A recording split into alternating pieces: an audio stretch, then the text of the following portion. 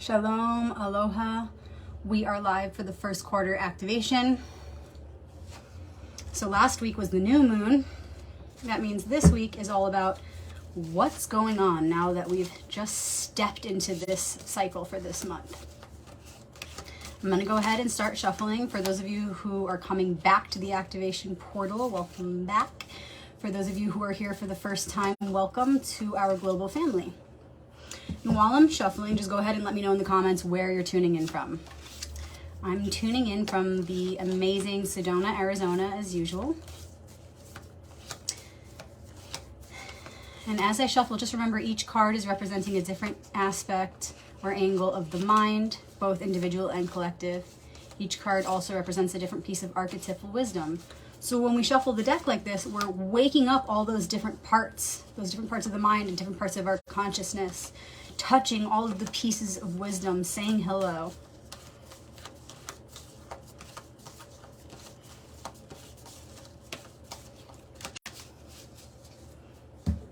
And what I like to do is I watch when you guys are commenting and I see where you're tuning in from, and I see that part of the globe lighting up. So we're lighting up the grid, the global grid right now. We've been doing these videos for years, every single week, and it's been an amazing journey. So thank you for everybody who's been along for the ride. We have California in the house.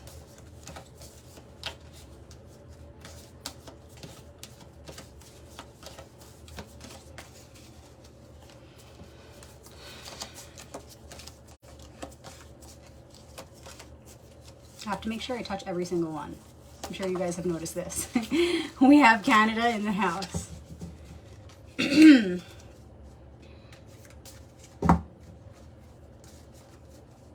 guys, I'm also on YouTube and Instagram, Rebecca Magic. So if you want to share this video with somebody who's not on Facebook, the recording will go there after, as it always does. We have Australia in the house. We have the Netherlands in the house. We have Ireland in the house. We got everybody checking in. We have Crystal. She's a regular. She comes every week. What's up, sister?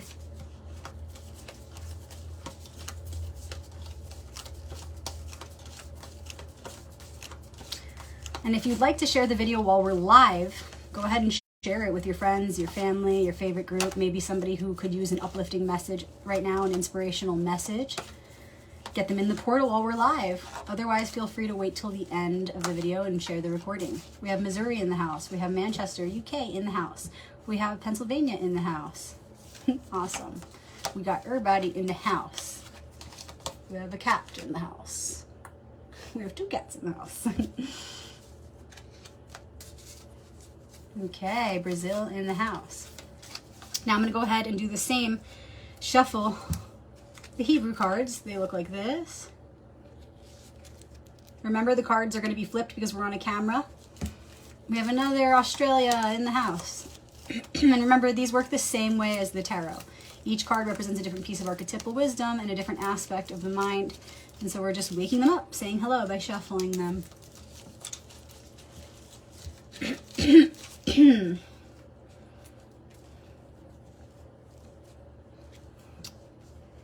Giving thanks in advance to the archetypes, faces of the one, which includes all of us, because we're all parts of that same one. So I'm giving thanks to each and every one of you, to myself, and to the one of which we are all a part, for this message that's about to come through. And remember that it serves as sort of a map for us to navigate this week and what's happening right now with where we're at in this monthly cycle.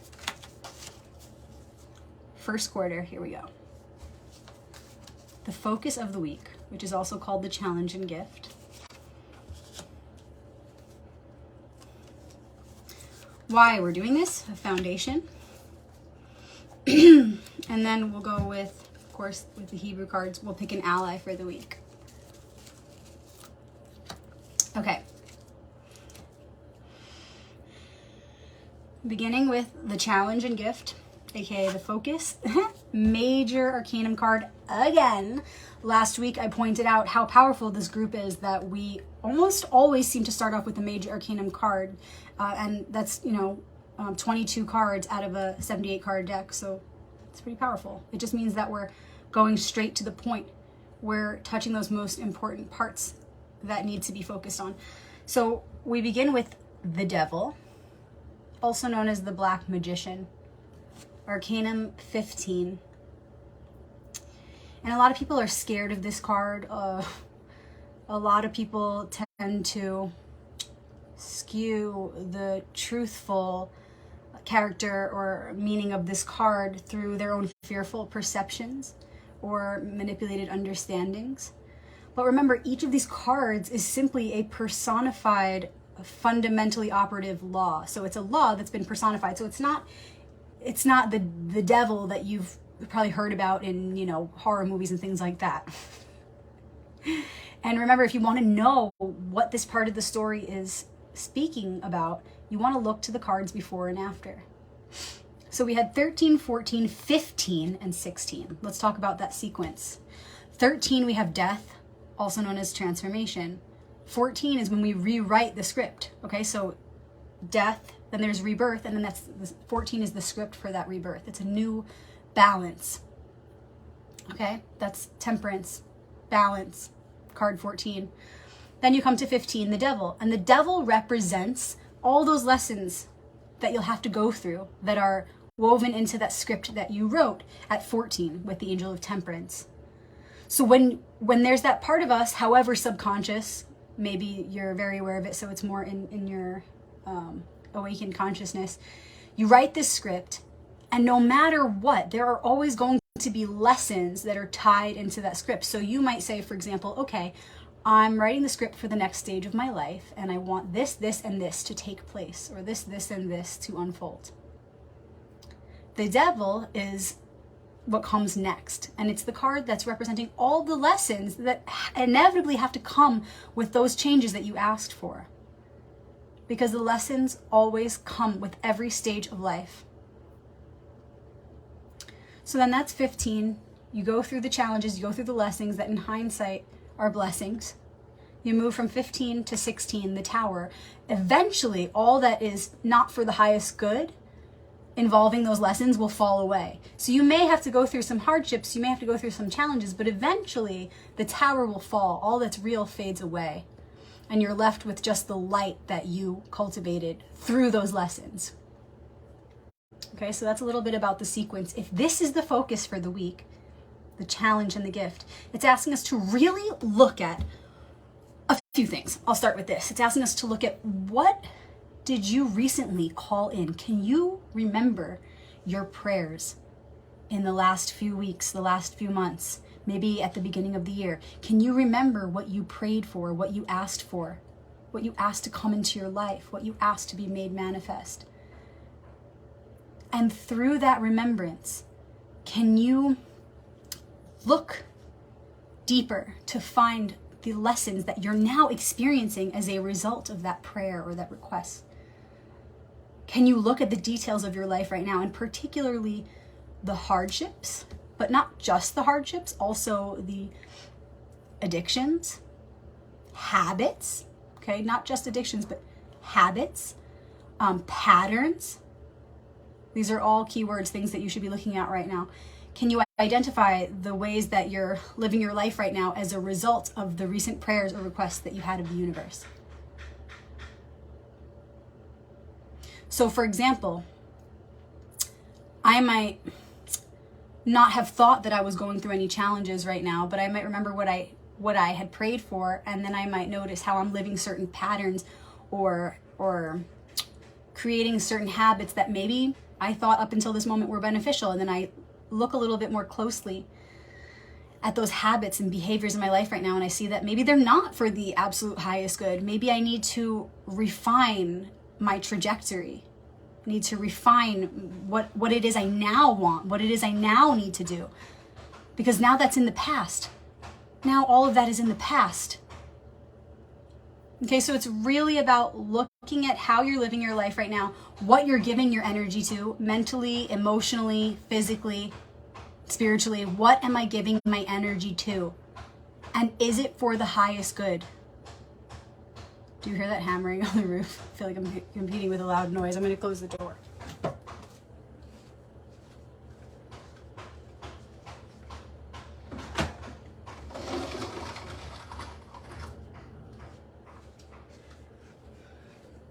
All right.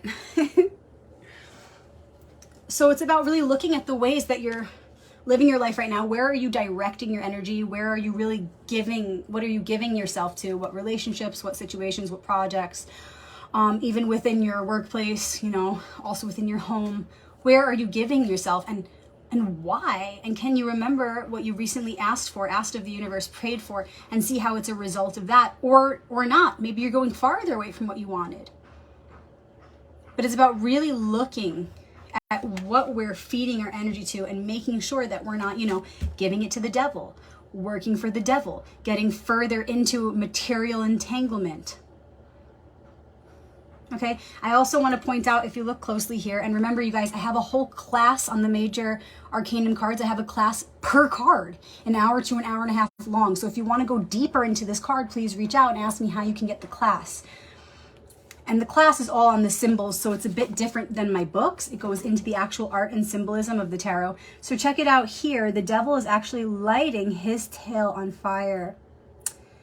And this is representing the part of the alchemical process where the heat is turned up in the furnace. Each card represents a different stage within the alchemical process or the creative process. And this is the part where the heat is turned up. So sometimes we have to make mistakes, or we have to fall. We have to be challenged so that the heat can be turned up, so that we can learn things faster, so that we can move on to the next lesson. Because there's always a new one to come. Always another lesson. So the devil is just that thing that's lighting the tail on fire, saying, you know, we have a lesson to learn here. Okay, and so remember that with tarot and with occult studies, you always want to look to the opposite of what the card is showing. So if it's the devil or the black magician, you can see that within that, because remember the law of hermetics, inside is the equal and opposite force. There's always an equal and opposite force inside. Okay, so within that black magician, within that devil, is a light, is a positivity. And that's what needs to be uncovered. That's what needs to be revealed. So we fall to rise again. We learn these lessons so that we can make better choices in the future. And get this, when you reduce this digit, 15, to a single digit, 6, it reveals the keynote of this card. 6, being the keynote, is associated with the lovers, aka the two paths. And that card is all about choice and free will. So that's the hidden keynote of this card. So it's saying, devil, you know, we go through these challenges, these lessons, these experiences. We forget who we are maybe for a second so that we can remember strongly, more strongly than ever before, when we come to, when something, like the tower, right? The tower is representing that something, reveals that true light inside. Then you come back to yourself and you have this material to look back on and to hold as a valuable lesson. Okay, so hidden inside the dark magician is the light magician. We got to go through these things. We go through the forgetfulness so that we can remember again. So how are you maybe trapped in a habit, or, you know, in a repeated way of thinking even, that's holding you back? How can you recover your energy and begin directing it in the more appropriate directions? Begin feeding it to the more appropriate sources, which will then bring on the tower under your control. So it won't feel like the rug is pulled up from under you, because remember, there's only you anyway. There's only one here. So that tower representing that turn of events and that shock, it doesn't have to be as shocking and as terrifying as a lot of people think. You can direct that tower yourself. You can initiate the falling of the false life, the falling of the false tower, whenever you're ready to do it. And the way that you do that is by looking closely at your life, at your habits, your ways of thinking, your ways of speaking, your ways of behaving, and creating a shift. Consciously, willfully creating a shift. You bring that tower on then, because the tower is coming inevitably. But how do you want to initiate that? Do you even want to be a conscious participant in that process? Or do you want it to just feel like it's happening to you? I don't think anyone wants that. So the way to initiate the tower in a way that's going to be the most positive and the most graceful, with the least amount of crisis, is to take responsibility, to take accountability for your actions in your words and your thoughts right now and begin to shift them. Deep inside, you know the direction you need to be going in, and you know whether you're going in that direction right now or not. So it'll be helpful to think of that tower. What really needs to go? What needs to fall? What is not sustainable in my life right now? In that way, you can then move from the devil to the tower with awareness. So this is the challenged focus right now. Why are we doing this? King of Swords comes up. So now we have a king. We have a court card and a major arcanum, getting straight to the point. So why are we going through this right now? The King of Swords is the master of the suit of swords. The suit of swords is all about challenges, struggles. It's not so much about the material aspect of the situation you're in right now, the particular addiction or the relationship or the whatever the material details and face of it is. What really matters is the light that you're going to take with you, that you cultivate from this situation, right? Because everything else fades away, even this body. So the only thing that's real is the light that you cultivate, which is cultivated through the lessons. And so why are we doing this? So that we can become really good masters of challenges in life. So that we can, whatever we do right now, whatever work we do, we can take that with us beyond this lifetime. And so that we can strengthen this archetype, not just within our individual selves, but within the one self. The King of Swords is the one who knows how to move through the challenge. The one who knows how to cut the cords. Check it out.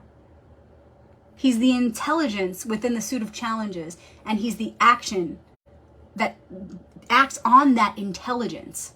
It's he, not she. Okay, so with the Queen of Swords, there's emotions involved. With the King of Swords, we have moved beyond that, and we now know how to act on it. Okay, so where the Queen of Swords is the heart of the challenge, he is the one who acts on the heart of the challenge, acts for, in service of the heart of the challenge. So this is the grand archetype that lives within all things. Remember, yes, it's personified here, so it looks like a person to make it relative, to make it relatable, yet it's actually a primordial frequency that is back of all things. Because remember, each tarot card is actually a personified frequency that can be found within all of life. So the work that you do to activate this archetype is forever. It's forever. So we're going through this really for this. We're being tested. How can you cut the cords right now? How can you show how fast you can really acknowledge the truth within? How fast you can acknowledge your own BS and take care of it and do something about it and not wait for someone else to take care of it or tell you to take care of it. The faster you act on what you know is true, the faster you can cut those cords to the BS in your life, to the negative ways of thinking, the negative ways of speaking, the negative ways of behaving, the more you're getting in touch with this guy within all things, not just within your individual self, but within all of life. That's when you form a deeper bond with this one, the King of Swords. And that will serve you forever. Because we're constantly having to invoke this guy for all sorts of things. And so the work you do right now will determine how good of a relationship you have with this archetype. Because the better relationship you have, the more he's at your side, the more he's ready to go when you need him. So how can you prove to yourself right now? Say, you know what, I know this habit has been feeling really good, but I'm going to once and for all acknowledge that it's not good for me. And right now I'm going to take advantage of the celestial frequencies or the cosmic frequencies that are upon us. And I'm going to capitalize on that. I'm going to take this opportunity to look at myself and say, I know the truth. And then I'm going to act on it. And I'm going to strengthen this King of Swords within me in such a profound way that I'm going to feel so good. I'm going to feel better than I ever could have felt if I continued down that road. I'm going to trust that when I do the right thing, and the faster I do it, which is proving that I trust,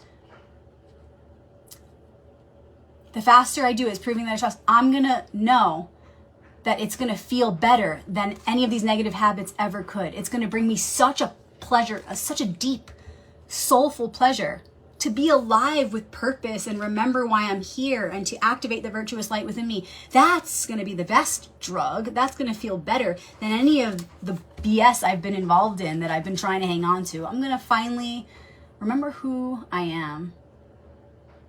I'm going to cut it out because I know that what I'm doing right now that is not for my highest good could never bring me the pleasure that doing this could bring me.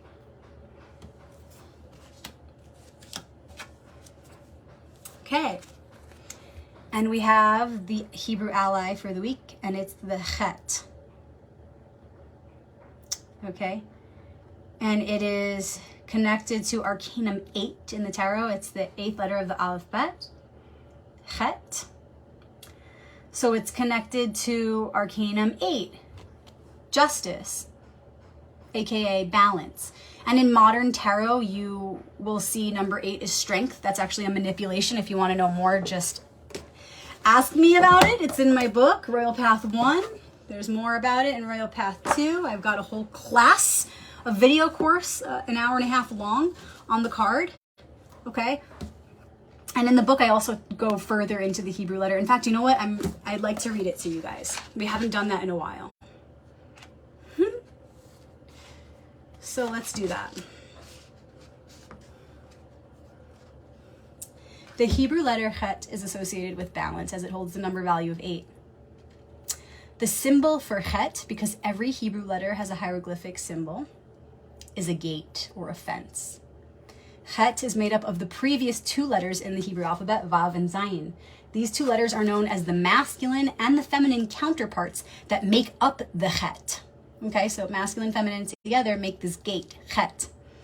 The Vav represents light that descends from God, whereas the Zayin, these are the 2 letters before chet, represents light which ascends or returns to God. Together, the above and below merge in the chet. The gate is associated with this letter. The gate associated with this letter may therefore be seen as the gate to the balance between the 2. Isn't that awesome? So there's way more of that in my book, and I've never seen anything like that in a book. I haven't. The Hebrew's always manipulated as far as its associations with the tarot cards. So if you want to know the truth, check out my books or just reach out and talk to me.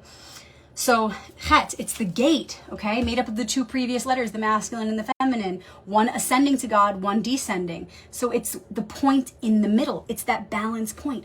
So we have to ask ourselves, when we're doing this, it's like, what is the real goal here? It's to enter the gate, to find that balance. Whatever we are doing right now that is taking away from that is obviously not what we want. We want this. Remember, the chet as our ally this week is reminding us of what we really want. We want to enter those gates of the heart. That's the only goal, is that balance. Finding that balance is entering the gates of the heart. It is entering the gates of heaven here, now. So when this ally reminds us of that, it's helping us to see that, okay, now I can see more clearly what is not helping me to get there, what is not going to help me enter that gate, whatever I'm doing right now that's throwing me off balance. Because the devil, when we're going through lessons, when we're going through challenges, we're off balance, right? Like we're off of our game. Otherwise, we wouldn't be going through those things. We'd be in a different space. So with the devil always comes a manipulation of reality, a manipulation, subconscious manipulation within the mind of what even the elementals are. Because when we're off balance, what happens is subconsciously our definition of who we are and what the world is like skewed. That's why the devil's associated with manipulation, even unconscious manipulation of self. Okay, so with the devil, with these lessons and these challenging times, we're thrown off balance a bit, and that's okay. Because we're human, and we're meant to constantly be thrown off balance so that we can do the work and be conscious participants in this eternal balancing act. So we're a little off balance right now, and that's perfect, because whatever's throwing us off balance are those points that we need to focus on. It's just paving the way. But the ally of the week is here to remind us of our goal of entering those gates of the heart. Whatever is not getting us there, that's what needs to be mended, and that's okay.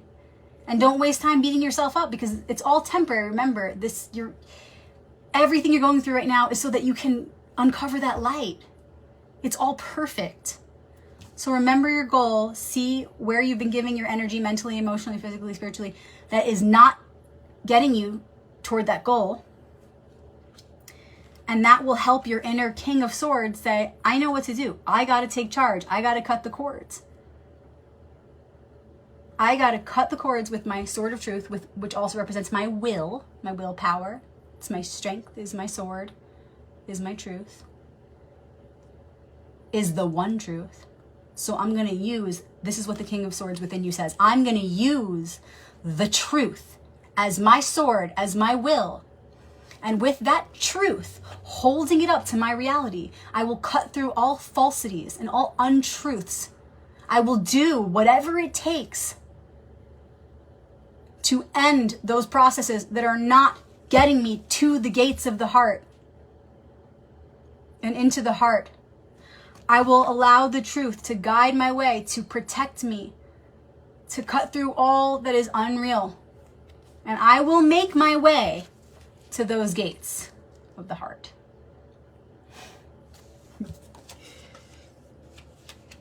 All right, you guys. Thank you so much for sitting with me and bringing out this powerful message. Please feel free to share it with your family and friends. Please sit with it. After I get off the activations, it sinks in throughout the day, throughout the night, throughout the week. So take as much time as you need.